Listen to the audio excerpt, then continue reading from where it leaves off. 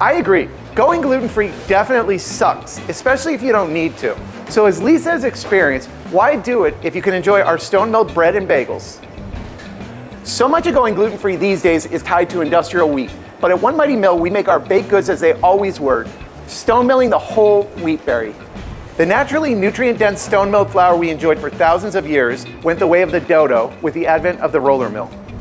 Roller mills pulled out wheat berries' nutritious bran and germ. This created a cheaper but less nutritious flour.